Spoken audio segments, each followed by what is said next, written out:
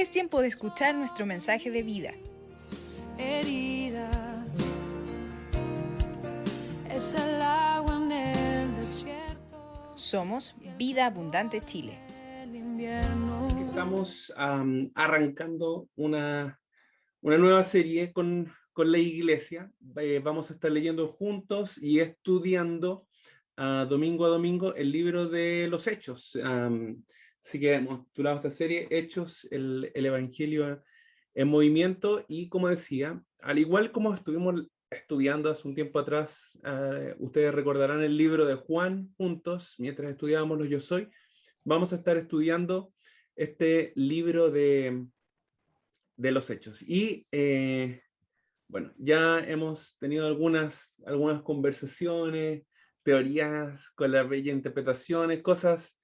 Oye, mira esta figura, mientras estábamos preparando algunas cosas, y la idea es que juntos podamos ir leyendo, que usted pueda ir leyendo por semana a semana, 5 capítulos, ¿cierto? Para que vaya junto, acompañando y esté al tanto de qué es lo que estamos compartiendo nosotros domingo a domingo. Así que el día de hoy vamos a empezar por el inicio, por la introducción de este relato bíblico que nos cuenta y registra los primeros años de vida de la iglesia. Así que vamos a Hechos, capítulo 1, donde vamos a estar meditando el día de hoy. Dice: en el primer relato, estimado Teófilo, escribí acerca de todo lo que Jesús comenzó a hacer y a enseñar, hasta el día en que fue recibido arriba en el cielo, después de que por el Espíritu Santo Él había dado instrucciones a los apóstoles que había escogido. A estos, también después de su padecimiento, se presentó vivo con muchas pruebas convincentes, apareciéndoseles durante 40 días y hablándoles de lo relacionado con el reino de Dios. Y reuniéndolos, les mandó que no salieran de Jerusalén, sino que esperaran la promesa del Padre, la cual, les dijo, oyeron de mí, porque Juan bautizó con agua, pero ustedes serán bautizados con el Espíritu Santo dentro de pocos días. Versículo 6. Entonces, a los que estaban reunidos les preguntaban: Señor, ¿restaurarás en este tiempo el reino a Israel? Jesús les contestó: no les corresponde a ustedes saber los tiempos ni las épocas que el Padre ha fijado con su propia autoridad, pero recibirán poder cuando el Espíritu Santo venga sobre ustedes, y serán mis testigos en Jerusalén, en toda Judea y Samaria, y hasta los confines de la tierra.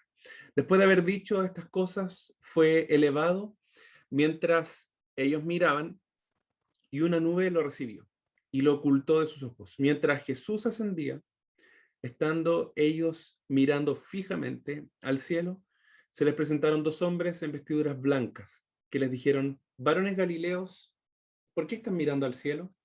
Este mismo Jesús que ha sido tomado de ustedes al cielo, vendrá de la misma manera, tal como lo han visto ir al cielo. Así que oremos por la palabra. Padre, te damos las gracias por tu palabra, Señor. Nos podrías haber ascendido al cielo, Señor. Podrías haber saltado esta parte, Señor, y habernos dejado, Señor, colgados, Señor. Quizás haber pasado de Juan a Romanos, Señor, pero tú nos dejaste el relato de esta iglesia, Señor.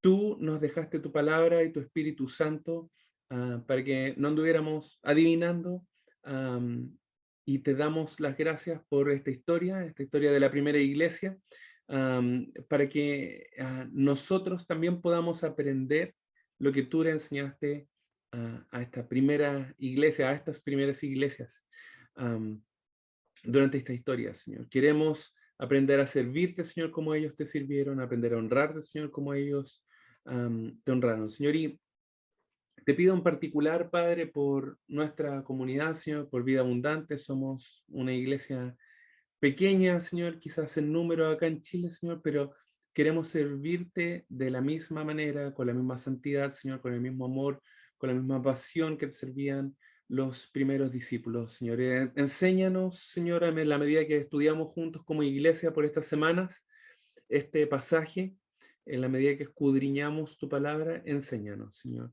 am, para que podamos honrarte, servirte y agradarte, Señor, en la forma que también lo hicieron los primeros discípulos. Es en tu nombre, Señor, que oramos. Amén. Muy bien, bueno, comencemos. Salud. Comencemos por el inicio. Antes de leer el primer versículo, demos un poco de contexto con respecto a este libro. Bueno, este libro de los Hechos es la segunda parte del trabajo unificado de un autor llamado Lucas, ¿cierto? Entonces, él escribió el Evangelio según Lucas y también este segundo libro, este segundo volumen, que es el libro de los Hechos de los Apóstoles. Así que, ¿qué es lo que sabemos de Lucas? Bueno, la Biblia nos relata que este autor era un médico, ¿cierto? Que hay alguien desmuteado, sí. La Biblia nos relata que este escritor era un médico que trabajaba junto con Pablo, sabemos eso por sus cartas, pero también sabemos que fue compañero de Pablo. De hecho, en la medida que vayamos leyendo, va a notar que hay algunos fragmentos de las historias más adelante. Él era compañero de Pablo en su segundo y su tercer viaje misionero, que deja de escribir la historia refiriéndose a ellos y empieza a decir nosotros. Entonces es muy interesante porque podemos ver cuando Lucas entra, ¿cierto? Forma parte de este grupo de compañeros de Pablo. Y lo último que también es muy interesante, él es, hasta donde sabemos, el único escritor de la Biblia que no era de origen judío. Por lo tanto, es el único escritor gentil de los 66 libros de la Biblia. 2 de ellos sabemos que fueron escritos por este colaborador de Pablo, este médico que no era judío, era gentil. Entonces, ¿qué vamos a encontrar en este libro? Imagínese que usted está leyendo la Biblia y termina alguno de los evangelios, por ejemplo, termina Juan y pasa directo a la carta de Romanos, que es la siguiente carta que viene después del libro de los Hechos. ¿Cómo llegamos aquí? ¿Cómo se formó la primera iglesia? ¿Qué pasó con los cristianos? ¿Cómo puede ser que lo último que vemos es que está Jesús enviando, comisionando a sus discípulos y ahora recibimos estas cartas? Bueno, gracias a Dios, el libro de los Hechos es ese puente que nos cuenta el relato de cómo pasamos de los relatos de Jesús a la formación de la iglesia. Así que lo primero, como decía antes, cada evangelio termina con la comisión de Jesús a los apóstoles y de hecho, este puente que hace Lucas al final de su primera obra, en el Evangelio de Lucas, da el inicio a esta segunda parte, el libro de los Hechos. Volvamos a leer este texto completo de la primera parte. En el primer relato, estimado Teófilo, escribía acerca de todo lo que Jesús comenzó a hacer y a enseñar hasta el día en que fue recibido arriba en el cielo, después de que por el Espíritu Santo él había dado instrucciones a los apóstoles que había escogido. Entonces, aquí esta escena es muy relevante. ¿Por qué? Porque está haciendo referencia a su primera obra, a la primera obra de Lucas. ¿A qué se refiere eso? En el primer relato, estimado Teófilo. Como dijimos antes, este libro de los Hechos es la segunda parte de lo que está escribiendo Lucas, y aquí se está refiriendo a su evangelio. Mire cómo empieza la carta de Lucas. Dice, Lucas capítulo 1, dice, por cuanto muchos han tratado de poner en orden y escribir una historia de las cosas que entre nosotros son muy ciertas, tal como nos las dieron a conocer los que desde el principio fueron testigos oculares y ministros de la palabra, también a mí me ha parecido conveniente, después de haberlo investigado todo con diligencia, desde el principio escribírtelas ordenadamente, excelentísimo Teófilo, para que sepas la verdad precisa acerca de las cosas que te han enseñado. Así que no sabemos con certeza quién es Teófilo. Hay muchas teorías al respecto, pero lo importante es que Lucas tomó el tiempo para hacer esta investigación y entrevistó a muchos de estos testigos oculares, a ministros de la palabra, y recopila toda la historia.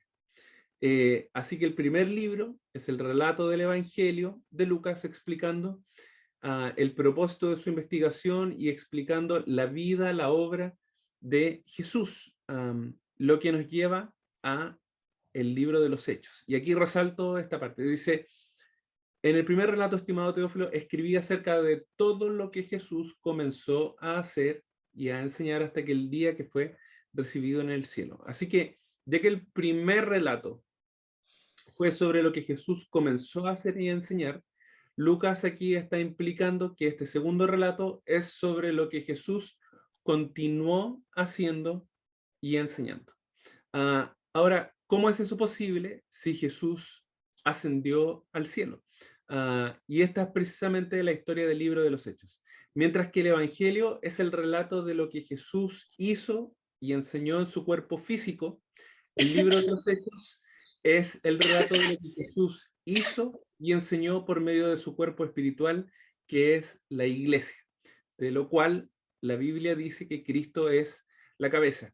La iglesia no es una entidad religiosa, no es un root, no es algo que está registrado solamente.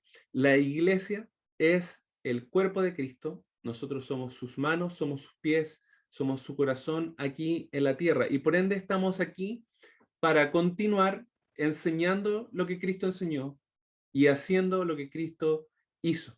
Así que la primera enseñanza que quiero que nos llevemos hoy día cuando estamos estudiando este pasaje es que la iglesia es el cuerpo de Cristo en la tierra y por ende nosotros continuamos la obra de Cristo mientras estemos aquí. Permítame volver a repetir esta idea. Mientras que el Evangelio, los Evangelios, el Evangelio de Lucas y los otros Evangelios son el relato de lo que Jesús hizo y enseñó en su cuerpo físico, este libro de los Hechos nos relata lo que Jesús hizo y enseñó por medio de su cuerpo espiritual, que es la iglesia. La iglesia, como dijimos, no es una entidad religiosa, somos el cuerpo de Cristo, las manos, los pies, el corazón de Cristo aquí en la tierra. Y nosotros estamos aquí para continuar enseñando y haciendo lo que Cristo enseñó y lo que Cristo hizo. Así que usted, como miembro del cuerpo, tiene una función.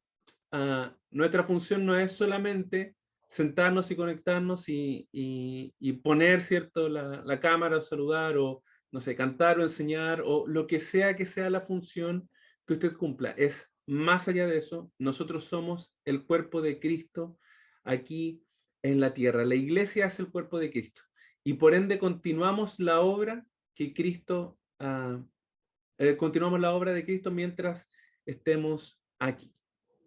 Lo que nos lleva al siguiente punto, que es que tenemos una promesa. Los apóstoles aquí tenían una promesa. Y déjeme explicar aquí un problema. Si usted ha leído el Antiguo Testamento, si ha leído la historia, va a ver que desde el jardín del Edén, Noé, los patriarcas y desde Moisés y que se dio la ley, el ser humano tiene un problema. No puede vivir bajo el estándar de lo que Dios le pide. Vemos toda la historia de Israel, incluso grandes hombres como David, que la Biblia dice que eran conforme al corazón de Dios y aún así cometen grandes pecados, grandes fallas. Entonces, si vemos que toda la historia de la humanidad hasta este punto ha demostrado que no puede vivir bajo el estándar de santidad que Dios espera, ¿cómo es posible que la iglesia sea el cuerpo de Cristo? ¿Cómo puede ser que la iglesia cumpla esta gran comisión que Dios está demandando de los apóstoles? Y para poder hacer eso, es necesario y era necesario el poder del Espíritu Santo, y eso es la razón por la cual Jesús les dice que deben esperar el cumplimiento de esa promesa. Versículo 3. A estos también después de su padecimiento se presentó vivo con muchas pruebas convincentes, apareciéndoseles durante 40 días y hablándoles de lo relacionado con el reino de Dios. No voy a entrar en mucho detalle en esta parte, porque hemos tratado estos temas especialmente alrededor de Semana Santa. Entonces, si usted quiere entrar en más detalles de la resurrección, puede ver alguno de nuestros mensajes de Semana Santa o también puede estudiar 1 Corintios 15. Voy al versículo 4. Y reuniéndolos, les mandó que no salieran de Jerusalén, sino que esperaran la promesa del Padre. ¿Cuál promesa? La cual les dijo: oyeron de mí, porque Juan bautizó con agua, pero ustedes serán bautizados con el Espíritu Santo dentro de pocos días. Entonces, estudiamos esto hace algunas semanas atrás, cuando estábamos haciendo el estudio de los Yo Soy, pero quizás recordarán que Jesús dijo en Juan 15, ¿cierto? Cuando él decía: yo soy la vid verdadera, él decía: separados de mí, nada pueden hacer. Y esto es precisamente el mensaje que está dando aquí Jesús. Tienen que esperar al Espíritu Santo. Esto es importante porque la tarea que da Jesús de la gran comisión era imposible, y aún hoy día es imposible hacerla en nuestras propias fuerzas. Repito esta idea por si estaba dormido pensando en el gato en el almuerzo. La gran comisión era y es imposible hacerla en nuestras propias fuerzas. La vida cristiana no fue diseñada para que nosotros viviéramos en nuestras propias fuerzas. Sería como que usted tenga un auto, por ejemplo, y quiere ir a la playa y no le echa benzina. Entonces usted se va empujando el auto. Imagínese la ridiculez de ir para allá empujando el auto, ¿cierto? No tiene sentido. Bueno, es de la misma manera si usted vive la vida cristiana separado o intentando ser en sus propias fuerzas, separado del Espíritu Santo. Es por eso que antes de que los discípulos intentaran cumplir la comisión que Dios les da, tienen que esperar al Espíritu Santo, tienen que esperar el cumplimiento de la promesa. Y la promesa del Padre, la promesa que el Padre había dado, había sido dada desde el Antiguo Testamento. Vamos a estudiar esto más detalles cuando veamos el sermón de Pedro, ¿cierto? En el capítulo 2, pero si usted, cuando empieza a leer esta semana el libro de los Hechos, va a notar que cuando Pedro da su discurso, él cita el libro de Joel, más otros pasajes que está hablando de la promesa de que en los últimos días Dios derramaría de su espíritu sobre toda carne. Entonces, esta promesa había sido entregada en el Antiguo Testamento, refiriéndose a que Dios iba a cambiar el corazón de los hombres, que no iba a habitar en templos hechos de manos, sino que iba a habitar cada uno de nosotros. Pero también Juan el Bautista lo había anunciado, diciendo que él bautizaba con agua, pero el que venía después de él los iba a bautizar con el Espíritu Santo. Y Jesús también prometió el Espíritu Santo antes de su crucifixión. Pero permítame que leamos algunos pasajes, y esto es muy importante porque el Espíritu Santo y Jesús son los únicos personajes que aparecen a lo largo de toda la historia del libro de los Hechos. Entonces dice Juan capítulo 14: entonces yo rogaré al Padre, y Él les dará otro consolador, para que esté con ustedes para siempre.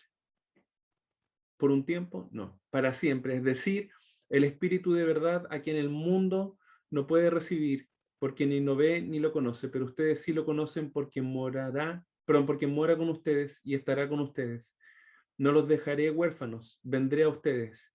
Pero el Consolador, el Espíritu Santo, a quien el Padre enviará en mi nombre, Él les enseñará todas las cosas y les recordará todo lo que les he dicho. Juan capítulo 15. Cuando venga el Consolador, a quien yo enviaré del Padre, es decir, el Espíritu de verdad que procede del Padre, Él dará testimonio de mí, y ustedes también darán testimonio de mí, porque han estado junto a mí desde el inicio. Y leo esta sección también de Juan capítulo 16, refiriéndose Jesús a la obra del Espíritu Santo. Pero yo les digo la verdad, les conviene que yo me vaya, porque si no me voy, el Consolador no vendrá a ustedes, pero si me voy, se lo enviaré. Y cuando Él venga, convencerá al mundo de pecado, de justicia y de juicio. De pecado porque no creen en mí, de justicia porque yo voy al Padre y ustedes no me verán más, y de juicio porque el príncipe de este mundo ha sido juzgado. Aún tengo muchas cosas que decirles, pero ahora no las pueden soportar. Pero cuando el Espíritu de verdad venga, los guiará a toda la verdad, porque no hablará por su propia cuenta, sino que hablará de todo lo que oiga y les hará saber lo que habrá de venir. Él me glorificará porque tomará de lo mío y se lo hará saber a ustedes. todo lo que tiene el Padre es mío. Por eso les dije, que Él toma de lo mío y se lo hará saber a ustedes. Así que la promesa que está refiriéndose aquí en el versículo 4, esa es la promesa que ellos están esperando. Y reuniéndolos, les mandó que no salieran de Jerusalén, sino que esperaran la promesa del Padre, la cual les dijo: oyeron de mí, porque Juan bautizó con agua, pero ustedes serán bautizados con el Espíritu Santo dentro de pocos días. El cumplimiento de esta promesa nos tiene que enseñar algo como iglesia también. Como diría Pablo, y pensando en esto, me encantó recordar este versículo, pero dice: todas las promesas que ha hecho Dios son sí en Cristo. Así que por medio de Cristo respondemos amén para gloria de Dios. Y esto tiene que enseñarnos algo a nosotros, también como iglesia. Podemos confiar en que lo que Dios nos prometió, en lo que Jesús nos prometió, en su palabra se cumplirá. Las promesas en Cristo son sí y amén. El cumplimiento de las promesas del Espíritu Santo es lo que le permitió y es lo que nos permite a nosotros cumplir la comisión que Jesús estaba encomendando a la iglesia, de hacer discípulos a todas las naciones. Y eso nos lleva al siguiente punto, a la siguiente sección. Leo desde el versículo 6 en adelante. Entonces, los que estaban reunidos le preguntaban: Señor, ¿restaurarás en este tiempo el reino de Israel? Jesús les contestó: no les corresponde a ustedes saber los tiempos ni las épocas que el Padre ha fijado con su propia voluntad, pero recibirán poder cuando el Espíritu Santo venga sobre ustedes y serán mis testigos en Jerusalén, en toda Judea y Samaria y hasta los confines de la tierra. Y aquí este versículo es el versículo central del libro de los Hechos, Hechos 1:8. Lo animo a que pueda memorizarlo si es que puede. Y dice: pero recibirán poder cuando el Espíritu Santo venga sobre ustedes y serán mis testigos en Jerusalén, en toda Judea y Samaria y hasta los confines de la tierra. Así que para poder explicar esto, déjeme dividirlo en tres secciones. Hablemos de poder, testigos y alcance. Es interesante lo que dice Jesús, porque dice que cuando venga el Espíritu recibiremos poder. El poder que tiene la iglesia, y es algo que nuestros pastores han repetido muchas veces, no proviene de un hombre.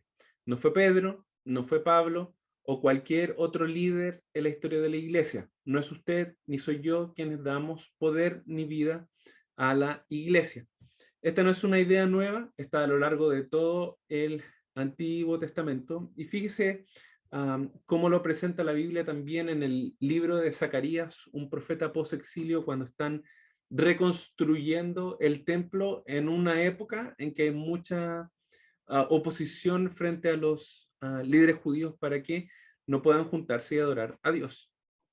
No por el poder ni por fuerza, sino por mi espíritu, dice el Señor de los ejércitos. Y veremos cómo a lo largo de todo el libro de los Hechos, Dios toma a hombres y mujeres comunes y corrientes que hacen cosas increíbles por el Espíritu Santo, porque el Espíritu Santo trabaja en ellos y por medio de ellos. La palabra poder viene de la raíz dunamis, pero aquí quiero hacer una aclaración. Aunque la palabra dinamita viene de la misma raíz, ¿cierto?, de dunamis, no es correcto comparar el Espíritu o el Evangelio, el poder del Espíritu o el poder del Evangelio, con la dinamita. Sería anacrónico. ¿Por qué? Porque cuando Lucas está escribiendo esto, no se había inventado la dinamita, así que es imposible que la idea de Lucas es decir que el Evangelio es dinamita.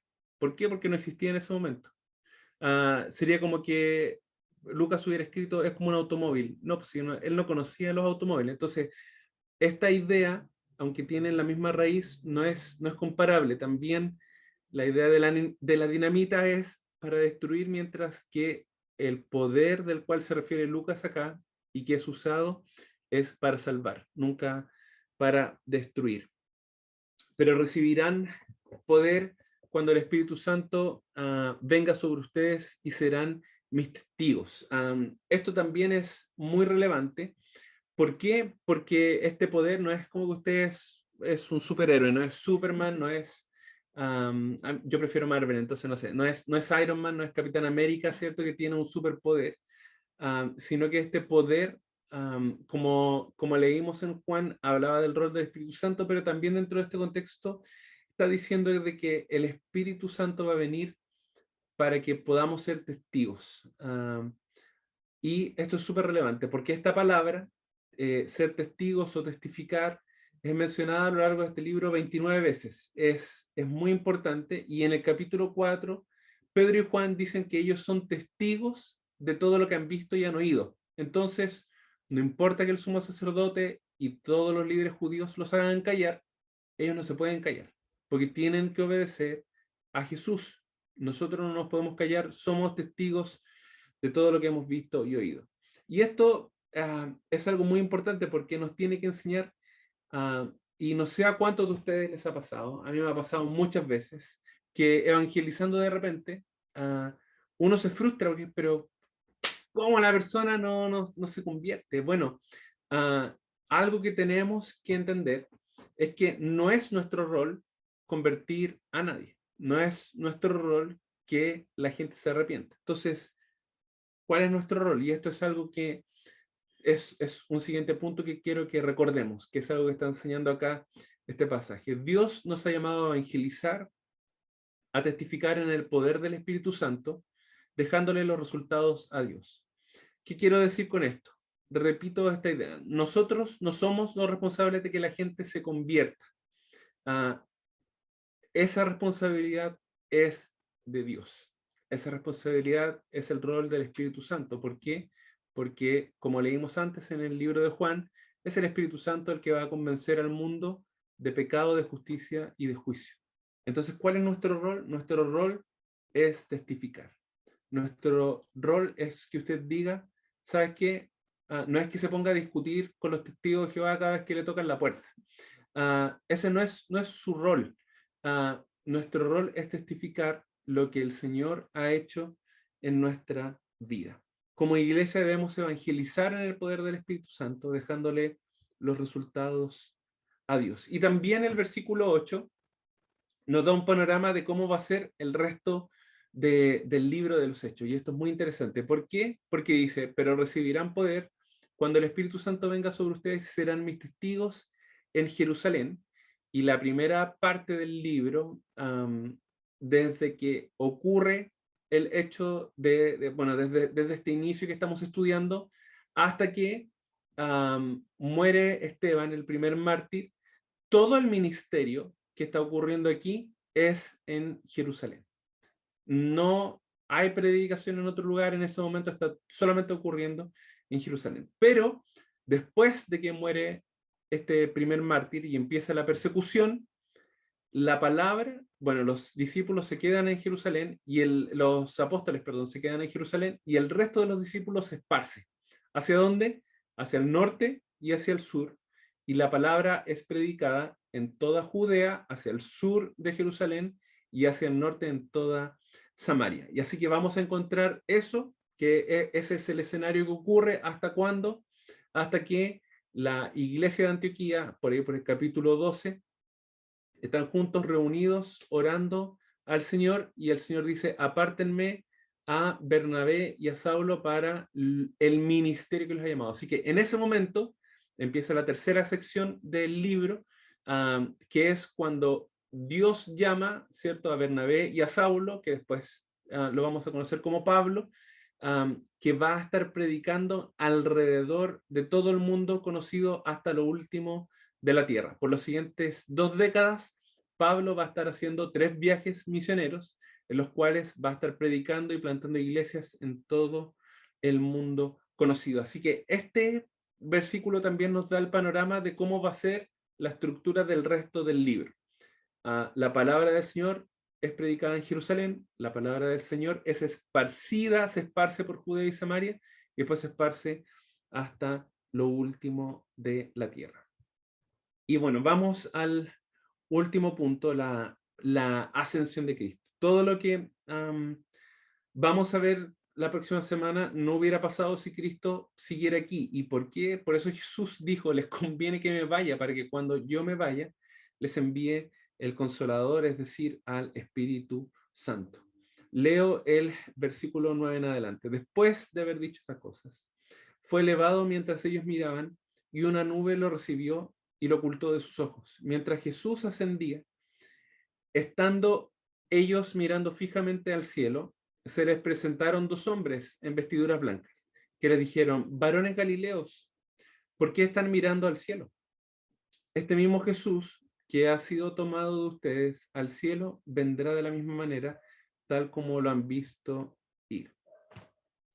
Esto era una clara imagen de la visión de Daniel, como cantamos hoy en la mañana, del anciano de días. Si se lo perdió, bueno, se conectó muy tarde, pero era parte de la alabanza, ¿cierto? De la mañana, dice el capítulo 7 de Daniel. Seguí mirando en las visiones nocturnas, y en las nubes del cielo venía uno como un hijo de hombre, que se dirigió al anciano de días y fue presentado ante él. Y le fue dado dominio, gloria y reino, para que todos los pueblos, naciones y lenguas le sirvieran. Su dominio es un dominio eterno que nunca pasará, y su reino uno que no será destruido. Así que esta era una manifestación de gloria de Jesús, y tiene que haber sido impresionante. No sé cuántos habrán visto fotos o habrán mirado por la ventana. En un momento estábamos el viernes acá en la casa, y alguien me dice: mira, mira para afuera. Entonces yo pensé, es viernes, hay protesta, quizás qué está pasando, y el cielo estaba de un color así, pero naranjo, súper bonito, como entre naranjo y rosado, y después habían unas postales, unas fotos así, pero impresionante. Entonces, imagínense si uno se queda mirando el cielo así, sorprendido, imagínense cómo tiene que haber sido ver a Jesús ascender. Entonces, conversábamos con la Bridget y le decía, como qué mala onda los ángeles, que le decían así como: pero ¿por qué se quedan mirando? Es que si uno se queda viendo un atardecer, imagínense cómo tiene que haber sido ver ascender a Jesús.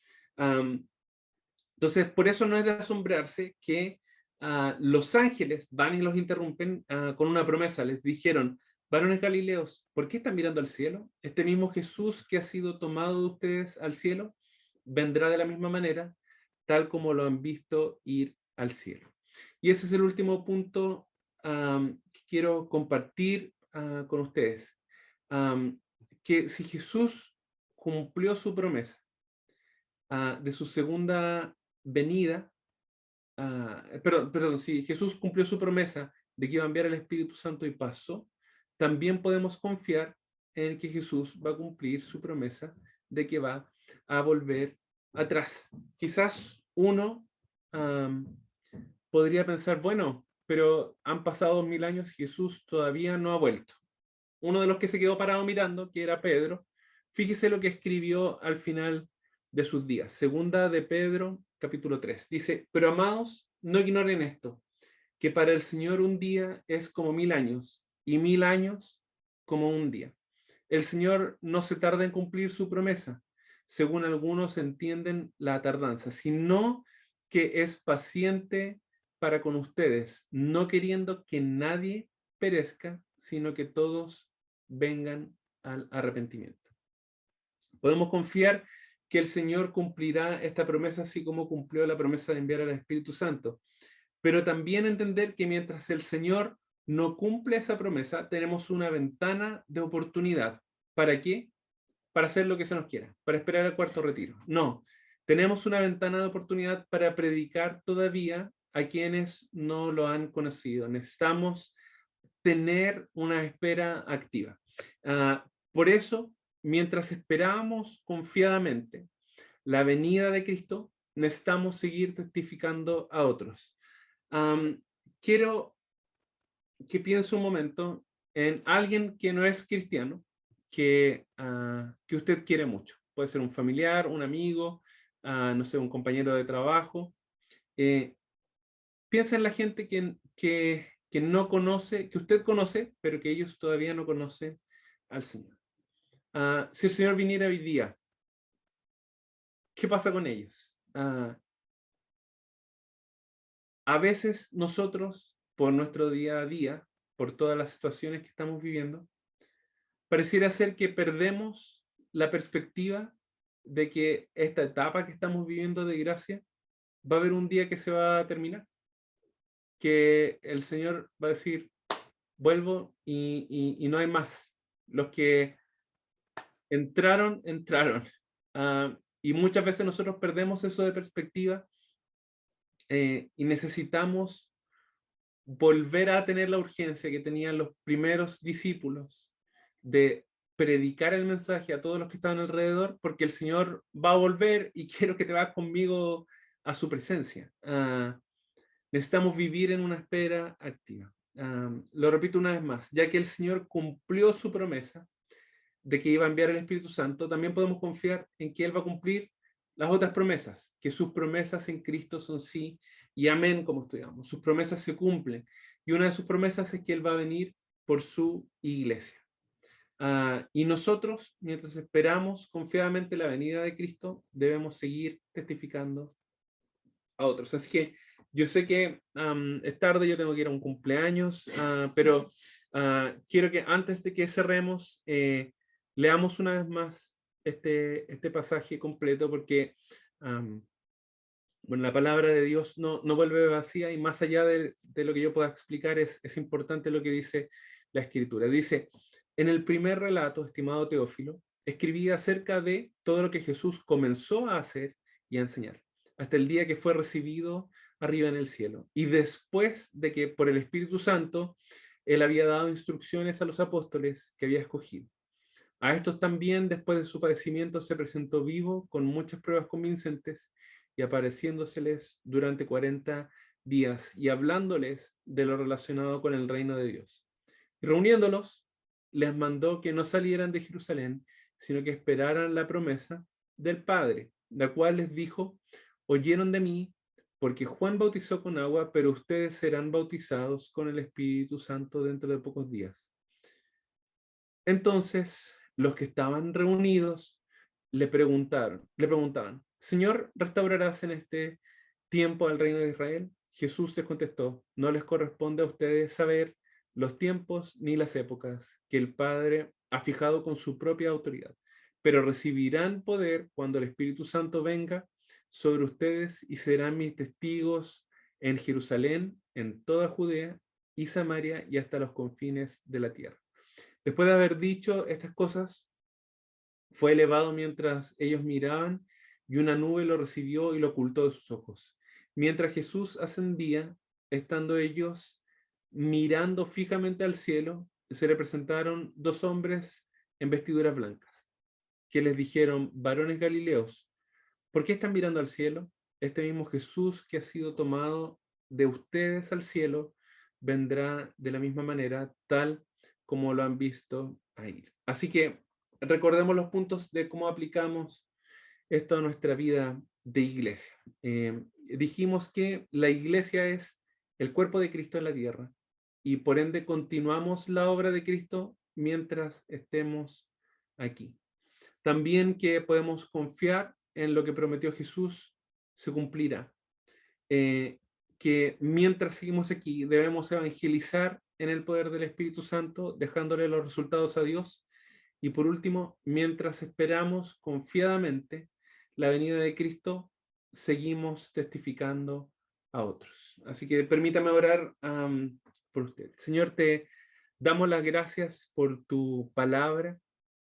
Tiene que haber sido increíble, quizás para tus discípulos, haber pasado 40 días contigo después de tu resurrección, Señor, y, y no sé, las conversaciones, las cosas que tú les enseñaste. Cuán maravilloso, Señor, haber quizá poder haber experimentado eso, Señor. Pero tú no nos dejaste a ciegas, nos diste tu palabra y nos diste tu Espíritu Santo, Señor. Gracias porque no nos dejaste botados, sino que nos diste una esperanza, nos salvaste, Señor, y aunque no había nada de valor en nosotros para ser salvados, cuando todavía éramos tus enemigos, tú moriste por nosotros, nos amaste, y habiéndonos puesto en una condición de hijos que no nos correspondía, Señor, aún así nos has comisionado, dado una tarea, una función de ser tu cuerpo, de ser tus manos, de ser tus pies, en la tierra. Señor, permítenos que como vida abundante, Señor, podamos encontrar formas prácticas y creativas de poder amarte a ti, Señor, y poder amar a nuestro prójimo, Señor, que podamos ser tus manos, que podamos ser tus pies, Señor. Y también yo te quiero pedir, Señor, quizás muchos de nosotros no tenemos grandes estudios, Señor, pero al igual, Padre, que los líderes religiosos, Señor, veían a Pedro y a Juan, Señor, y sabiendo que ellos, que no tenían muchos estudios, se notaban que habían pasado tiempo con Jesús, que en la medida que leemos estas páginas juntos como iglesia, que independiente de cuán avanzado o no es nuestro nivel educacional, podamos ser igual que Pedro y Juan, que la gente pueda notar, Padre, que hemos pasado tiempo con Jesús. Transfórmanos como iglesia, vuelve a enfocarnos, Señor, en este tiempo, a nosotros como congregación en la medida que estudiamos las páginas de tu palabra y te damos las gracias, Señor, por todo lo que vas a hacer en este tiempo en nuestra congregación, Señor, y también oramos para que en la medida que estudiamos este libro, Señor, así como pasó al inicio, que también el Evangelio se ponga en movimiento en nuestra época, Señor. En el nombre de Jesús oramos. Amén.